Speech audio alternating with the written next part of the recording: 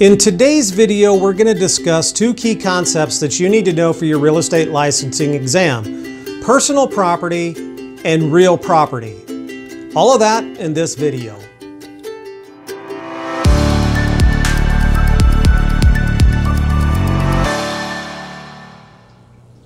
Hey everyone, my name is Paul Vacheski. I'm the director of Randall School of Real Estate. And in today's video, we're going to discuss two key concepts that you need to know so you can pass your real estate licensing exam. They are personal property and real property. So what we're going to discuss is what each one of those key concepts are, how they apply to the agent in the real estate world, what you need to know for your licensing exam, and how we pass title to each one of them. So let's take a look at these two concepts. All right, let's go over to page 27, 28, 29. This is where we're going to get into what we call personal property versus real property. We've already discussed real property previously in this video. We know that it's the land, it's the real estate, the improvements, and all the individual rights that you have as an owner, the right to will it, the right to bequeath it, the right to sell it, those type of things. Now we got to discuss personal property because many times personal property is a part of a real estate transaction. So a couple of things here. Personal property, and it's on your screen here, is sometimes called a chattel or personality. You have to know all three of those are used interchangeably because the test question could ask the question relating to personal property and use any one of these three terms. So personal property is also known as a chattel or personality. And it's any kind of property that's movable. So for example, in a house, you're buying, if you put an offer in on a house, that includes the land and the house itself, but the table, the chairs, the silverware. The house is full of personal property that's not included in the real estate transaction. But if you want certain personal property items to be a part of that transaction, so let's say this happens a lot in the very high-end homes where it's a $3 million house, but the buyer also wants the artwork that's already there. And so they're going to use, instead of putting that artwork into the purchase contract, they will use what's called a bill of sale to transfer ownership of that artwork. So it looks like it's part of the transaction, but it's actually two separate transactions. We have the real property transaction and then the personal property transaction. And quite frankly, personal property can sometimes be a big deal in the transaction itself. So things that agents have to negotiate for their clients. Now, if you look at your screen there, and we're also on the bottom of page, we're on the bottom of page 28.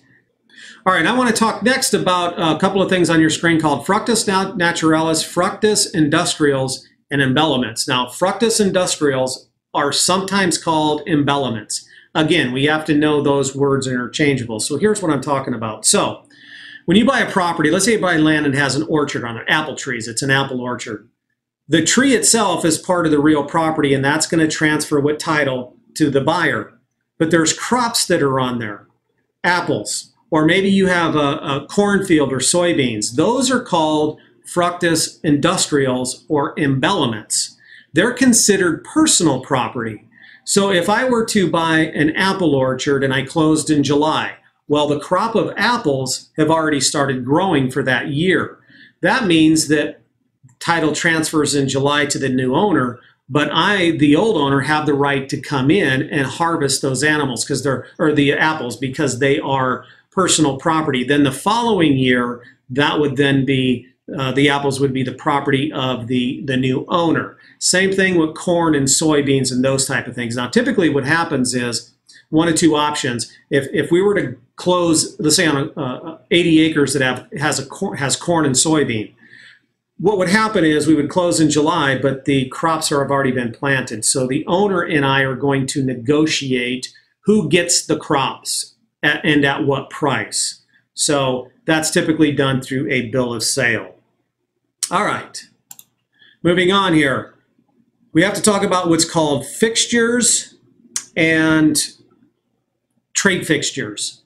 So we have the land, we have the real estate, which is the land plus a house and barns and stuff like that. And then we have what's called real property, which includes the land, the real estate, and then all the tenements, which is all your rights. Okay. One of the things I have to let you know as a student is I teach these classes like a kindergarten teacher does. So we're going to be repeating these types of concepts and words over and over and over. A lot of students kind of get tired of it, but that's one of the best learning methods. So here, fixtures. What is a fixture? We know that real estate includes the land and the improvements, such as the house. Now that house is going to have fixtures. So we have the lights, we have built-in bookcases, those type of things.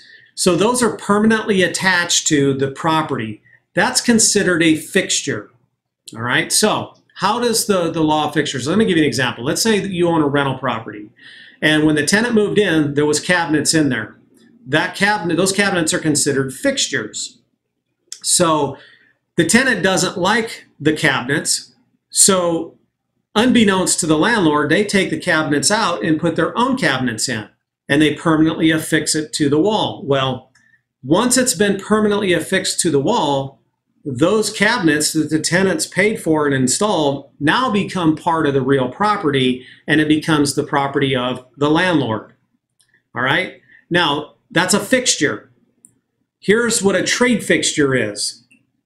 There's it looks the same, so I'll give you an example. Let's say that you own a piece of property and it's commercially zoned. And typically trade fixtures are limited to non-residential, so commercial, industrial, office space, those type of zone properties. So let's say that you own a piece of property, a commercial piece of property, and it's a restaurant. And I'm the tenant, and I lease that piece of property to be a restaurant. Well, I'm going to have industrial, commercial-sized stoves, refrigerators, freezers, and many times I need to permanently affix them to the wall or the floor so they don't move around. So because it's a commercial setting, that's considered a trade fixture. So the owner of those stoves and refrigerators, I would be able to come in and remove those at the end of the lease. They would not become part of the real property, unlike in a residential setting. So that's the main difference between the two. I do need you to do some highlighting. Please go to page 28. Trade fixtures there in the margin. You need to basically highlight those two paragraphs there. Excuse me. Go to page 29. Do you see where it says acquiring ownership, voluntary alienation? That paragraph above that you need to highlight. It starts out, if the landlord installs a fixture. Highlight that whole paragraph there. There's some information there that you're going to need. All right, that's all I have for today's video. More Study Buddy videos to my right. Click on the next video. And if you have not subscribed to our channel yet, please do so. Click that little circle right there.